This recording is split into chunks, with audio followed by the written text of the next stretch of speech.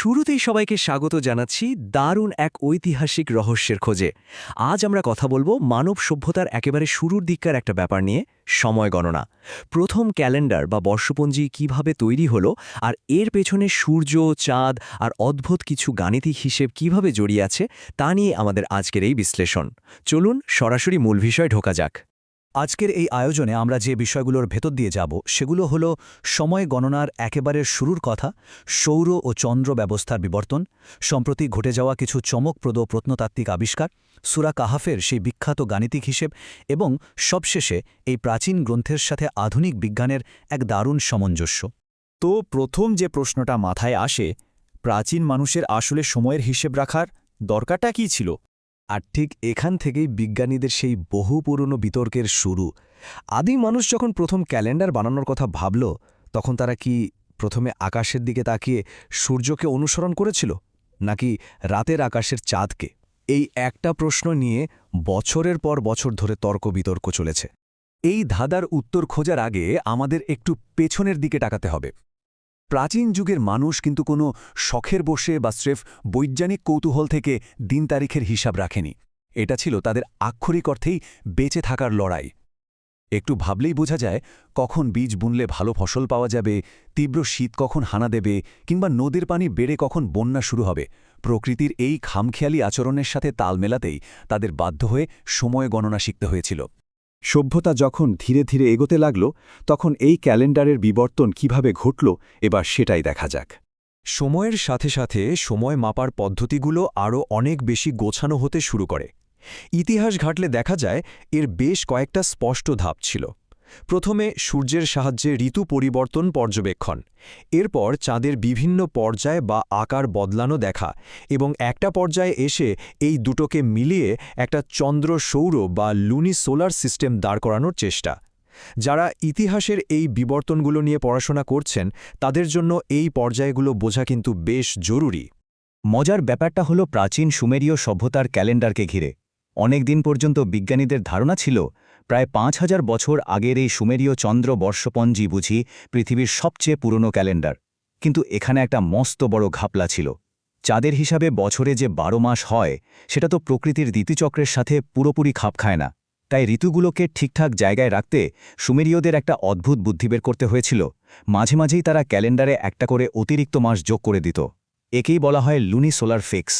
কিন্তু এরপর প্রত্নতাত্ত্বিক আবিষ্কারগুলো পুরো হিসেব নিকেশ আর ইতিহাসের ধারাটাই একদম নতুন করে লিখিয়ে ছাড়ল। এই টাইমলাইনটা পুরো গল্পের মোড় ঘুরিয়ে দেয়। বিজ্ঞানীরা সম্প্রতি ইউরোপে আর অস্ট্রেলিয়ার উর্ডি ইউয়াংয়ে এমন কিছু প্রাচীন পাথরের কাঠামো খুঁজে পেয়েছেন, যেগুলো মূলত সূর্যের গতিপথ মাপার জন্যই তৈরি। আর সবচেয়ে বড় চমকটা কোথায় জানেন?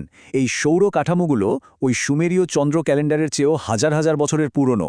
অর্থাৎ মানুষ চাঁদের হিসেব করার অনেক অনেক আগেই সূর্যের গতির ওপর ভিত্তি করে সময় গুনতে শিখে গিয়েছিল। এবার চলুন এই প্রত্নতাত্ত্বিক আবিষ্কারের সাথে সূরা কাহাফের সেই প্রাচীন গাণিতিক নির্ভুলতার একটা অদ্ভুত মেলবন্ধন দেখি। প্রত্নতত্ত্বের এই নতুন আবিষ্কারটা এমনিতেই দারুণ রোমাঞ্চকর, কিন্তু বিষয়টা আরও রহস্যময় হয়ে ওঠে যখন এর সাথে প্রায় ১৫০০ বছর আগের একটি ধর্মগ্রন্থ, পবিত্র কোরআনের একটি আয়াতের হুবহু মিল পাওয়া যায়। সূরা কাহাফের ২৫ নম্বর আয়াতে বলা হয়েছে, আর তারা তাদের গুহায় অবস্থান করেছিল ৩০০ বছর এবং এর সাথে অতিরিক্ত হয়েছিল আরও ৯ বছর। অত্যাচারী শাসকের হাত থেকে বাঁচতে গুহায় লুকিয়ে থাকা কয়েকজন যুবকের কাহিনী এটি। কিন্তু খেয়াল করে দেখুন, এখানে সময় বোঝাতে একেবারে সুনির্দিষ্ট আর দ্বৈত একটা পরিমাপ ব্যবহার করা হয়েছে।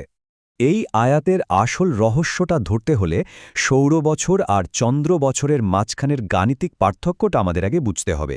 সহজ কথায়, একটা চন্দ্র বছর একটা সৌর বছরের চেয়ে প্রতি বছর গড়ে প্রায় ১১ দিন ছোট হয়। দৈনন্দিন জীবনেও কিন্তু আমরা এটা দেখি। যেমন ধরুন, চাঁদের হিসেব মেনে যে উৎসবগুলো হয়, সেগুলো প্রতি বছর ১১ দিন করে এগিয়ে আসে, কোনো নির্দিষ্ট ঋতুতে আটকে থাকে না। এই ১১ দিনের সূক্ষ্ম পার্থক্যটাই হল পুরো গণিতের চাবিকাঠি।